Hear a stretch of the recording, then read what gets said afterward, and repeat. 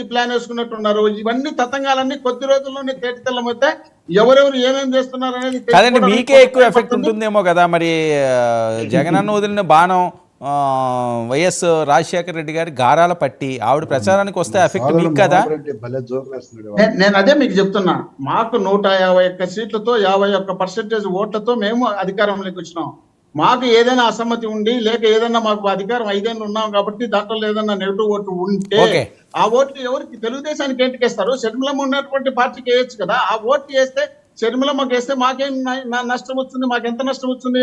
వచ్చే ఒక 10 సీట్లు అటు ఇటు ఏదైనా తేడా ఉండొచ్చు, 10 ఓటు పర్సెంటేజ్ తగ్గచ్చు.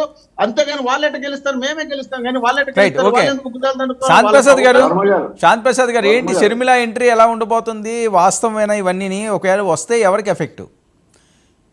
ఇప్పుడు షర్మిల గారు రావచ్చు, కానీ రాకపోవచ్చు. ఎందుకంటే పోటీ చేస్తారు 119 స్థానాల్లో ఎన్నికల గుర్తు కూడా తెలంగాణలో పోటీ చేయకపోవడం అనేది మనం చూసాం. కాబట్టి ఆమె చెప్పిన మాట మీద నిలబడుతుంది అనేది మనకి ఇంతవరకు ఎక్కడ క్లారిటీ లేదు. ఇక్కడ కూడాను ఆమె వచ్చిన తర్వాత మనం ఆలోచన చేద్దాం. కాంగ్రెస్ పగ్గాలు ఇక మా సోదరుడు మోహన్ రెడ్డి ఒక మాట అన్నాడు, ఆమె వస్తే మాకేంటి నష్టము, తెలుగుదేశం జనసేన కూటమికి నష్టం అన్నట్టే చెప్పాడు.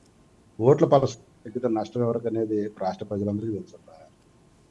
మా ఓట్లు కన్సాలిడేట్ అవటమే కాదు, మా రెండు పార్టీలకి ఇంకొద్దిగా అదనంగా పర్సంటేజ్ కూడా పెరుగుతుంది. ఇప్పుడు కాంగ్రెస్కి పోయే ఓట్లు ఎవరు ఉంటాయంటే మీరు వదిలేసిన స్క్రాప్ అంతా మా ఏపీ ఎక్కువ రాదు కాబట్టి ఆ స్క్రాప్ అంతా వాళ్ళు కావాలి కాబట్టి అటుపోతారు. కాబట్టి దానివల్ల మాకేం పెద్దది, దానివల్ల ఓటు పర్సంటేజ్ వాళ్ళకి. కానీ ఆ చీలే ఓటు మీకు దెబ్బ, కన్సాలిడేట్ అయ్యే ఓటు మాది, ప్లస్ అదనంగా వచ్చే ఓటు మాకుంది. ఎందుకంటే రాష్ట్ర ప్రజలు కోరుకుంటున్న పొత్తు ఇది రాష్ట్ర ప్రజల కోరిక, రాష్ట్ర అభివృద్ధి కోసం, రాష్ట్ర పురోగతి కోసం. సరే ఓకే, మీ వ్యూహం ఏంటి సార్ ఫైనల్ గాని? కదబ్బా, ఇప్పుడు మీ ఎమ్మెల్యేలు ఏడుస్తూ రాజీనామాలు చేస్తారు కదబ్బా, దానికి చెప్పు.